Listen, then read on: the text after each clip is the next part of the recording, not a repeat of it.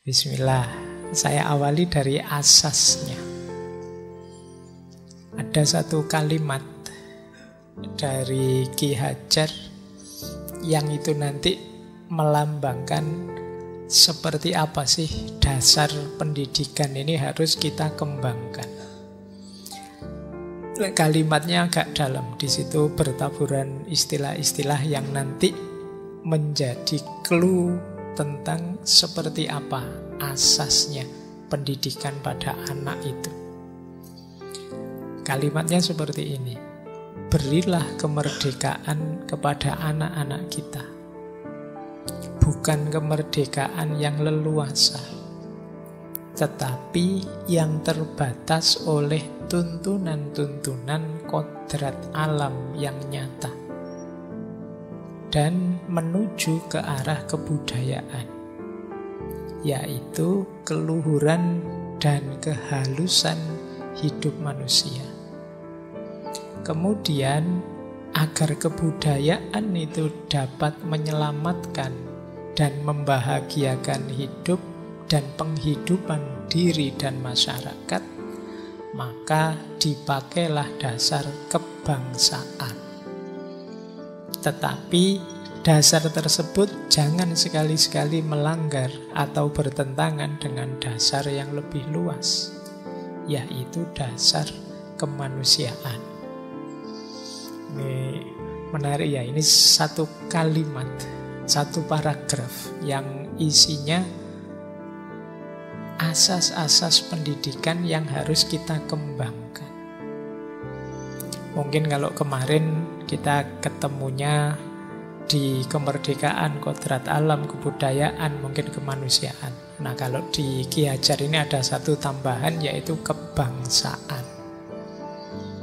Kalau asas kemerdekaan, kita sudah tahu bagaimana kita harus memahami potensi anak-anak kita, keistimewaan apa yang mereka miliki, kemudian kita aktualkan potensi itu. Kita biarkan dia menjadi dirinya sendiri sesuai dengan kodrat yang dia miliki. Ini prinsip kemerdekaan. Kemarin sejak Montessori itu sebenarnya ini kita belajar ini, prinsip kemerdekaan. Nanti kita ada konsep khusus dari Ki Hajar untuk kemerdekaan, yang kelihatannya hari ini kan diadopsi oleh Departemen Pendidikan untuk dengan istilah kurikulum Merdeka Belajar. Jadi nanti ya biar tidak salah paham, kita cek maksudnya Ki Hajar seperti apa. Kemerdekaan itu tidak boleh dilepaskan dari kodrat. Makanya kata beliau, kemerdekaan bukan kemerdekaan yang leluasa. Maksudnya bukan kemerdekaan yang leluasa itu bukan liar. Bukan apa kalau bahasa Jawa ini, bukan sakar PDW. Wah, enak sekarang Pak merdeka belajar, jadi saya sekarang merdeka, mau belajar apa tidak belajar boleh misalnya. Tidak begitu. Jadi kemerdekaan itu dibatasi dengan kodrat alam. Kalau bahasa agama mungkin istilahnya sunnatullah. Jadi kita bebas jadi diri kita seperti apapun, tapi harus diawali dan disesuaikan dengan kodrat hidup kita. Jadi ya sederhananya, biar kita tidak asing, tidak jauh dari kenyataan diri kita.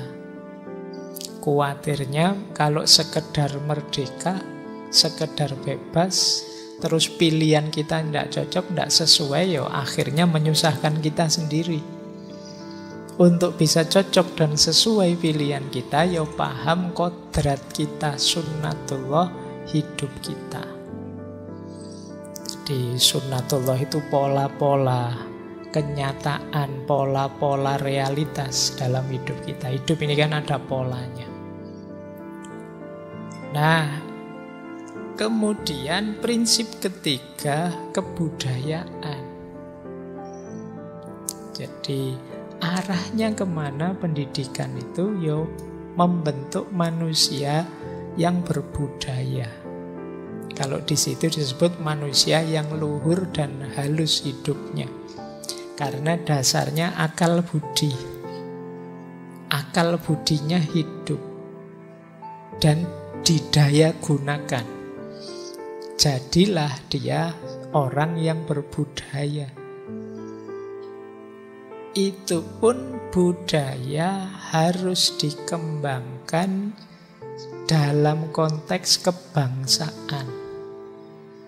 Kita ini lahir di wilayah tertentu dengan kebangsaan tertentu, di tempat tertentu dengan ciri tertentu. Jadi wadahnya bangsa, identitas kita sebagai bangsa. Jangan lupa, nanti di kebangsaan Ki Hajar menjelaskan, ya kita harus bersatu, kita harus kompak, kita harus maju bareng-bareng, kita cerdas bareng-bareng. Itu kesadaran kebangsaan namanya. Jangan yang sebagian ingin enak terus, yang sebagian dapat susah terus. Kita harus kompak bareng-bareng. Jadi budaya itu bergerak dalam ranah kebangsaan. Meskipun begitu, ya kita kompak sebagai bangsa, kita ingin maju, kita juga harus sadar kita itu bagian dari seluruh umat manusia. Maka jangan lupa penciri kita sebagai manusia. Jadi ini 5 asas pendidikan. Iya, kita merdeka, tapi ya tetap harus sesuai dengan kodrat alam. Kita harus memahami lingkungan sekeliling kita. Apa yang kita lakukan dalam konteks kodrat alam itu, kita jadi manusia yang berbudaya. Ke arah mana budaya ini kita arahkan? Ya, ke arah kebangsaan yang jadi wadahnya.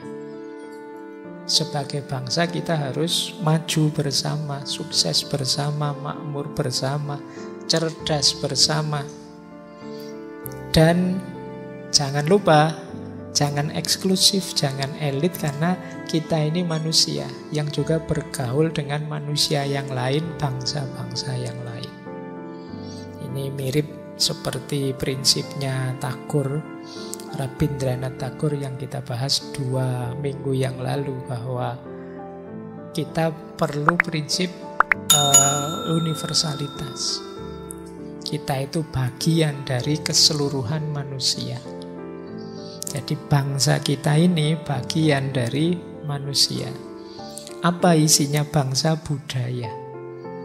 Budaya itu lahir dari mana? Dari kodrat akal dan budi kita, lingkungan sekeliling kita. Yang itu bisa kita temukan kalau kita merdeka. Jadi 5 asas ini sebenarnya saling nyambung.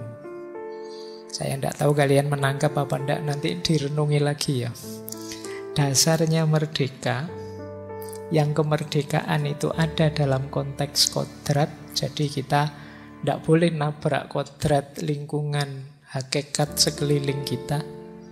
Yang itu bentuknya nanti budaya ketika kita mendaya gunakan akal budi kita. Wadahnya kebangsaan, tapi kebangsaan yang tidak sempit, kita juga berinteraksi, bergaul dengan bangsa yang lain karena kita sama-sama manusia. Jadi inilah asasnya pendidikan. Berarti kita melatih anak untuk merdeka sesuai kodratnya, mampu mendaya gunakan akal budinya, melahirkan budaya yang sesuai dengan identitas kebangsaannya, dan mampu bergaul dengan manusia dan bangsa yang lain. Nah, ini ideal pendidikan dengan 5 asas ini. Akan lahir anak-anak yang merdeka, anak-anak yang sadar identitasnya dan mampu maju serta bergaul dengan bangsa yang lain.